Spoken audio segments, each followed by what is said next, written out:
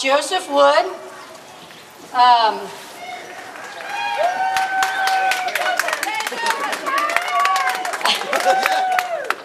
do you guys know this guy?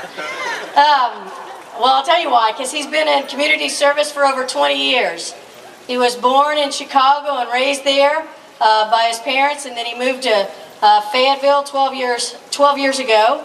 He has been a key figure in presenting a strategy of, I don't have my glasses on, of the back to basics of Washington County, focused on local representation, precinct captains, key community leaders, and identifying geographical areas in the county to streamline efforts and encouraging more citizens. He now resides in Fayetteville, where he's lived for the past 12 years. He is an active member of Christian Life Cathedral Church of Fayetteville. His wife's name is June, and they have 3 daughters. And they're in the process of adopting a little boy. Praise God for that. And he has a litany of things that he does. This is a busy guy. So he is an incredible servant. And with that, I give you Joseph Wood.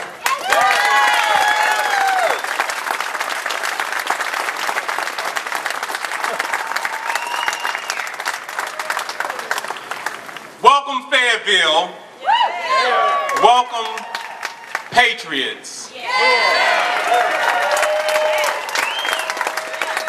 What a wonderful day for us to begin a journey of self-exploration, self-discovery, to go back to what we the people can really do when we join efforts to commit to a cause greater than ourselves, to connect with one another and go out and fight for what we truly believe, our life, liberty, and pursuit of those things that God has called us to do.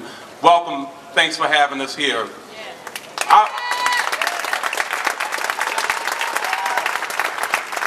I will not rehash. Rolf did an outstanding job talking about the types of monies that's being spent. I'm not going to rehash all the monies that's being spent. Well, I'm not going to rehash because you've seen it in the newspaper, you read it online, you've looked at the cable news. But we look to the east for the answer, and the answer is not there. They don't hear what we're saying. We have 6 representatives here in Arkansas, 2 senators, 4 congressmen. They're supposed to represent what we are and go and vote the way we want them to vote, and often they don't. We look to Little Rock, and again, do they hear what you have to say? No. At times they do, but do they often hear what you have to say? So we have to bring that closer to home. How many of you filed your income taxes already? And some of you guys who are still waiting, you got about 5 hours, 6 hours to get that in. But I think I paid a whole lot of taxes. Did you? Hallelujah, brother. But we just begun. We're going, with all the spending that has gone on, we're going to pay far more in taxes as the years come. There's no way that we can avoid that. And I know we're only talking about the top echelon is going to pay it. It's going to be far more. That's going to have to come down. Some of us who are not making that 300 or 250 plus, we're going to have to pay more taxes because that top cannot pay all of that. So we can't look to the east. It's hard for us to always look to the south there in Little Rock for that. So where do we begin? I like the flat tax. I know the fair tax is out there. But until all that starts to change, can we at least say, let's have a super majority that has to vote and say that we're going to raise taxes? Yeah. And a simple majority to say, okay, no, we're going to reduce taxes. But if you have a super majority, it's going to be a lot harder for them to continue to bump and spend and raise taxes. We have to do something. I think that's a good start until the tax scam piece gets worked out. We stand united today, and I stand here before you because obviously the D.C. policies that are in play are, one, not only unsustainable when you're spending billions a month, billions of dollars a month. That's unsustainable and really unacceptable. We hired representatives to represent us, to hold town hall meetings, to get our buy-in, for them to clearly communicate what's going on when they're going to Washington or going down to Little Rock. This is why we're here today at the town center, because they have not heard what we had to say. And so not only are we here at the town center, but we're all across the country coming together saying, you will hear, you will recognize, this is our country, you work for us.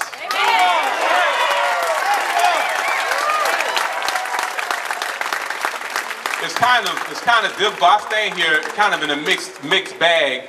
Part of it is frustration part of it is optimism. Frustrated that it had to take this point for us to get there and say, we got to correct the actions and behaviors in D.C. But I'm optimistic about the fact that we're here to take on that challenge. Are you? Yes.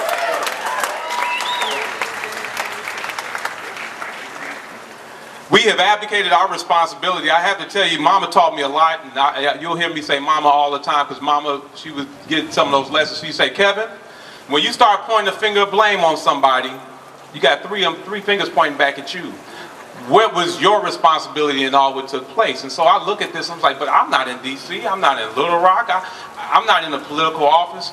But at the end of the day, she's still right. When you point and cast a finger of blame upon someone, you got three fingers pointed back. So, were you actively involved in the process of finding out who's running for office? Were you out there encouraging your neighbor to get out and vote? Did you make the phone call or do the email? If you were, then you have done something.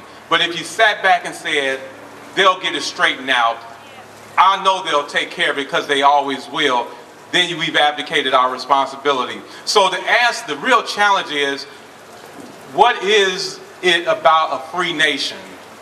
We live in a free nation, but what is it about a free nation? What is the major challenge with having a free nation? It's not free. It's not free. Somebody paid a price for us to be where we are today. Our soldiers, past and present, our founding fathers, our grandparents, anybody who's come before has paid a price for us to be here. We have that torch, and we need to make sure that we're going forward because there's other generations to come.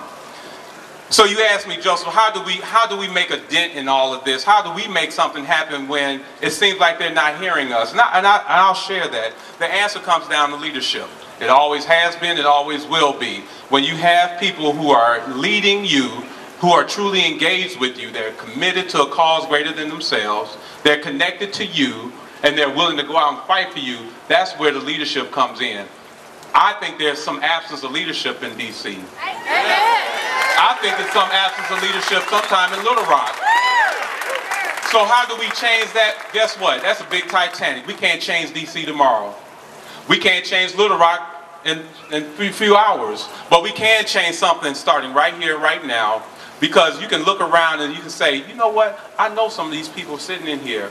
I'm going to connect with them. I'm going to commit myself to them. We're going to talk about 4 things I believe that are simple for us to do, to take actions for us today to start changing and turning the tide.